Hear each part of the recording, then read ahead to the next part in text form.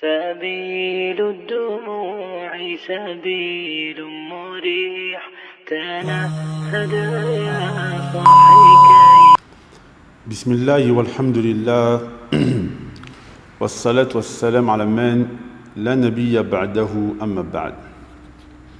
Alors tout d'abord mes frères et sœurs, aujourd'hui on va parler d'un sujet qui je sais a créé beaucoup d'irtilèves, de divergences entre certaines sœurs.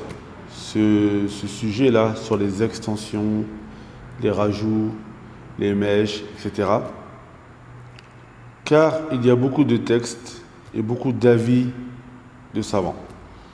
Alors tout d'abord en préambule, je voudrais rappeler aux uns et aux autres qu'il n'est pas permis à un musulman d'imposer à un autre musulman l'avis qu'il suit si cet autre musulman suit un avis différent, mais un avis qui fait partie des nombreux avis plausibles des gens de la Sunna. Bien entendu que ce ne soit pas un avis qui soit infondé ou qui soit rapporté par des gens inconnus au bataillon. D'accord ?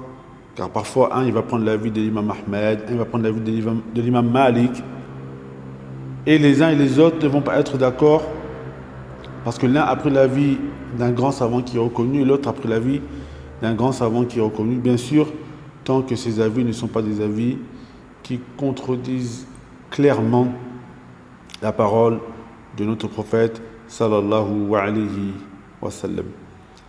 Donc ça, c'est la première des choses sur laquelle je voudrais commencer.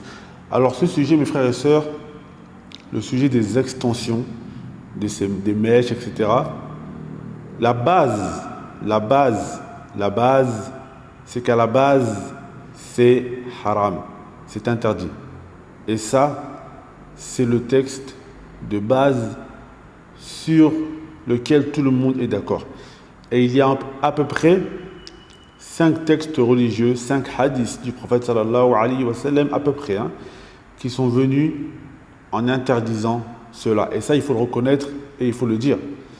Le prophète sallallahu alayhi wa sallam a maudit la femme qui met des extensions et celle qui demande qu'on lui mette des extensions.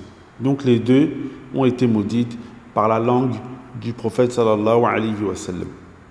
Après, comme vous savez, mes frères et sœurs, les paroles du prophète sallallahu alayhi wa sallam, parfois, on a besoin de prendre un escalier pour les comprendre, et cela, c'est-à-dire de céder des savants. Car la parole du prophète sallallahu alayhi wa sallam, il faut la contextualiser, il faut savoir dans quel sens, dans quel but, comment elle a été donnée. Et c'est là que on regarde les avis des savants afin de savoir comment comprendre cette parole du prophète sallallahu alayhi wa sallam. Alors il faut savoir que dans ce sujet, dans cette parole, dans cette mas'ala, il y a beaucoup d'avis. Et avant que l'on rentre dans le vif du sujet et d'expliquer les différents avis, moi je tiens juste à rappeler que je ne suis pas un savant et que moi je ne donne pas d'avis et que je n'ai pas la capacité religieuse de pouvoir donner un avis, vu que moi je ne suis qu'un étudiant en sciences. Donc ici, j'expose les avis des savants et j'enjoins toutes les sœurs ici également à ne pas suivre leur passion et à ne pas prendre un avis parce que l'avis va dans le sens de leur passion, mais bien entendu de regarder l'explication que les savants ont donnée et de voir si cette explication est plausible et si elle voit vraiment dans son cœur que dans cette chose-là il n'y a pas de mal, alors libre à elle de mettre en application l'avis dans lequel elle va. Et personne n'a le droit de venir et de l'embêter par rapport à l'avis qu'elle va prendre, car tant que la personne s'est basée sur des paroles de pieux prédécesseurs qui expliquent la parole du prophète sallallahu alayhi wa sallam, nul grief à lui faire. Et la personne qui aura décidé, elle, de ne pas rentrer dans la divergence et de s'écarter et de totalement s'écarter de cela et de ne pas mettre d'extension, alors on lui dira à cette personne, c'est un grand honneur à elle de faire cela, que de sortir de la divergence et de ne mettre en application que ce que le prophète sallallahu alayhi wa sallam a dit. Alors il faut savoir que les avis et les savants ont divergé sur la question. Le jumhur, c'est-à-dire la plus grande partie des savants, est allé dans le sens que mettre des extensions, que ce soit des extensions naturelles ou que ce soit des extensions qui ne sont pas naturelles, cela est totalement interdit. C'est-à-dire la plus grande partie des ulama. D'accord? Donc la personne qui veut s'arrêter à cela et qui se dit moi je vais dans le sens de la plus grande partie des ulama, ben on lui dira à cette personne que Masha'Allah, c'est vraiment un noble comportement de suivre la parole du prophète sallallahu alayhi wa sallam et également le jumhur, c'est-à-dire la plus grande partie des ulama.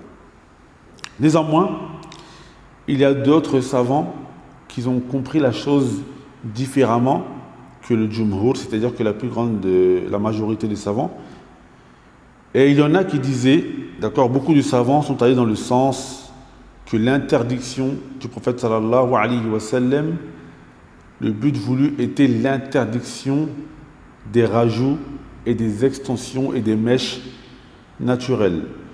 Quant à tout ce qui n'était pas naturel, cela était autorisé. Donc ça, c'est la partie d'un grand nombre de savants également, mais qui sont moindres que le jumhur, c'est-à-dire que la majorité des savants. Et il y a un compagnon du prophète sallallahu alayhi wa sallam, Saïd ibn Jubayr, lui il disait qu'il n'y a pas de mal à ce que les extensions soient des fils de soie. Saïd ibn Jubayr disait qu'il n'y a pas de mal à ce que ces extensions soient des fils de soie. Il est également rapporté que certains ont dit que si ces rajouts sont des rajouts qui sont naturels, mais que l'on arrive à différencier entre ces rajouts naturels et les cheveux, il n'y a pas de mal.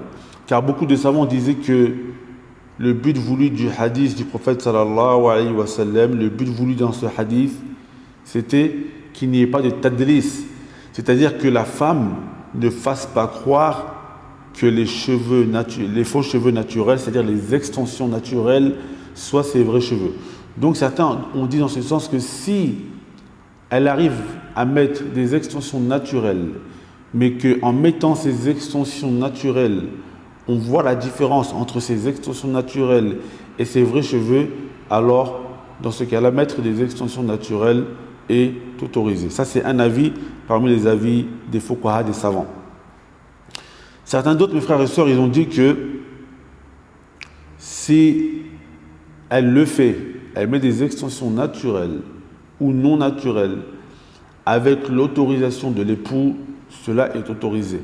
Mais si ce n'est pas fait avec l'autorisation de l'époux ou si elle n'est pas mariée, alors dans ce cas, cela est interdit. Et également, mes frères et sœurs, parmi les imams qui sont allés dans le sens de l'autorisation de tout ce qui n'est pas naturel, il y a l'imam Layth. L'imam Laythi, lui, il voyait que tout ce qui n'est pas naturel, c'est-à-dire la laine, etc., dans ce cas-là, c'était autorisé. Et également l'imam al-Qurtubi, lui, il voyait que l'interdiction, c'était pour les choses, pour les extensions naturelles. Quant aux extensions qui ne sont pas naturelles, comme la laine, etc., il voyait qu'il n'y avait pas de mal. Donc mes frères et sœurs, ici, j'ai essayé de donner les avis.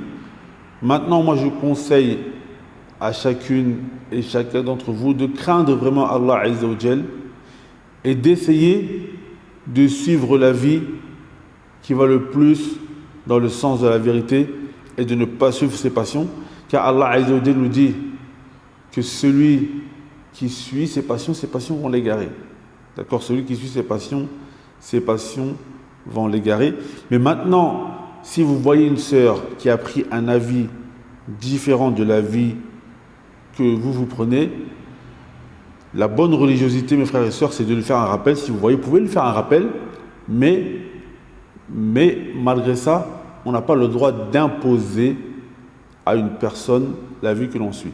Si une personne, elle voit que toutes ces choses-là sont interdites et qu'elle voit qu'il faut se limiter au hadith du prophète sallallahu alayhi wa sallam, elle a le droit de donner un conseil à ses frères et sœurs en leur disant, si elle voit une sœur qui met par exemple de la laine, de lui dire voilà, moi je pense que cela est interdit, je te conseille de délaisser, peut-être c'est mieux.